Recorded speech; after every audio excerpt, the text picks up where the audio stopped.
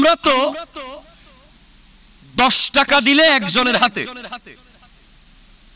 20 টাকা দিলে আরেকজনের হাতে, 30 টাকা দিলে বা আরেকজনের হাতে,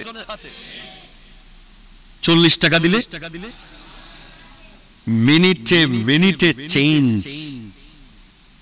আমাদের চলছে। ইন্নাল্লাযীনা ক্বালু রাব্বুনাল্লাহু সুম্মা ইসতাকামু, অটল থাকা। গোটা পৃথিবীতে যদি বলেন অটল থাকার একটা উদাহরণ দেন, নবী সাহাবীদের পরে এই থেকে সেই পর্যন্ত পৃথিবীর জমিনে অটল থাকার একটা বিশাল উদাহরণ ইমামে হুসেন। অটল যেটাকে বলে ইস্তিকামত, বাব ইস্তিফাল থেকে কওমুন মাদ্দা কাফ ওয়াম মিম, যেটা অর্থ হলো শক্তিমত্তা। সুবহানাল্লাহ জোরে বলেন।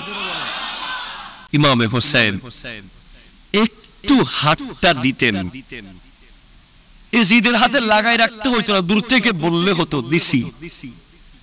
দুধের ছোট্ট শিশু আলী আসগর রাদিয়াল্লাহু তাআলা তিন খেতেন। মুআররিখিন লিখছেন সেদিন 3 দিন পর্যন্ত আলী আসগর রাদিয়াল্লাহু তাআলা কোলে ছিলেন, কোলে। জমিন ওনাকে রাখতে নিষেধ করেছেন ইমামে হুসেন। আচ্ছা, আলী আসগরকে জমিনে রাখিও না।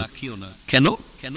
কারণ ওদিকে ইসমাইল জবিহুল্লাহ আলাইহিস সালামকে যখন হযরতে হাজেরা আলাইহাস সালাম জমিনে রেখেছিলেন, পানি পানি করে যখন সাফা মারওয়া করছে, এদিকে দুধের শিশু ইসমাইলের পায়ের তলার মুড়ির আওয়াজে লেগে জমিন ফেটে জমজম বের হয়ে গিয়েছিল। বলে কারবালার মাঠে আলী আসগর যদি পা মারে আরো একটা জমজম বের হয়ে যেতে পারে। সেজন্য আলী আসগরকে জমিনে রাখিও না।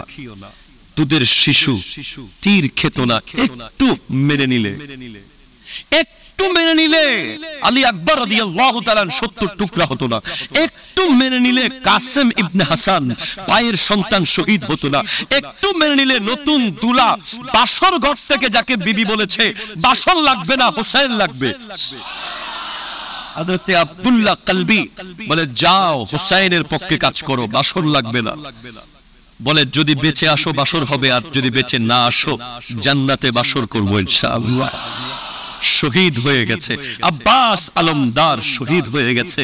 জান্নাতের হুরদের চেয়ে সুন্দরী সুন্দরী নবী বংশের নুরানি ওই নারীরা, যাদেরকে দেখলে আকাশের চাঁদ পর্যন্ত লজ্জা পেয়ে যায়, যাদের আঁচল পর্যন্ত চন্দ্র সূর্য কোনোদিন দেখে না, তাদেরকে দামেস্কের বাজারে বাজারে হাঁটতে হয়েছে। ইমাম জাইনুল আবিদিন, যার নাম আলী আওসাত, যিনি যার লকব জাইনুল আবিদিন, সৈয়দুস সাজিদিন, সাজ্জাদ, যিনি জমিনে সিজদা করলে জমিন খুশি হয়ে যেত, এত লম্বা লম্বা সিজদা করতেন, লকব হয়ে গেছে সৈয়দুস সাজিদিন, সিজদাকারীদের সৈয়দ। জাইনুল আবিদিন রাদিয়াল্লাহু তাআলা, উনাকে দামেস্কের বাজারে বাজারে হাঁটতে হতো না। প্রশ্ন দিলেন না কেন হাঁটতা? দিয়ে দিতেন, টাকার অভাব হতো না। দিয়ে দিতেন, বাড়ি গাড়ির অভাব হতো না। দিয়ে দিতেন, জমিদারির অভাব হতো না। দিলেন না কেন? উত্তর এসে যাবে, উত্তর এসে যাবে। হাত অনেক দামি। কেমন দামি? এই হাত আমি হোসাইনের একার হাত নয়।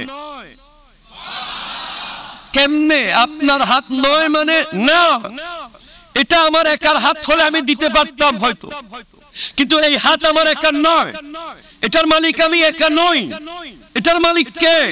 বলে এটার উপরে আছে সিদ্দিক আকবরের সাদাকতের হাত আছে, ফারুক আজমের আদালতের হাত আছে, উসমান জুন্নুরাইনের সাখাওয়াতের হাত আছে, মাওলা আলীর বিলায়তের হাত আছে, রাসূল আরবির রিসালতের হাত আছে। নয় নয় নয়, ইয়াদুল্লাহি ফাওকা আইদিহিম, এটার উপরে স্বয়ং আল্লাহর কুদরতের হাত আছে। সেজন্য এই হাত যাত্রার হাতে দেওয়া যাবে যা তার হাতে দেওয়া যাবে না, দেওয়া যাবে না। গোটা পৃথিবীর ইতিহাস বলছে মাথা বাঁচায় মানুষ, মাথা বাঁচায়। কি বাঁচায়? হাত দিয়ে মাথাকে সেট করে, কারণ হাত কেটে গেলে জীবন বেঁচে যাবে, পা ভেঙে গেলে জীবন বেঁচে যাবে, মাথা ফেটে গেলে জীবন বাঁচার সম্ভাবনা খুব কম। তো ইমামে হোসেন বলছেন জীবন তো একদিন যাবেই, ঈমান দরকার। কথা ঠিক কিনা বলেন? এজন্য উনি পুরো পৃথিবীর নিয়ম চেঞ্জ করে দিয়ে উনি মাথা বাঁচাননি, হাত বাঁচিয়েছেন, মাথা দিয়ে দিয়েছেন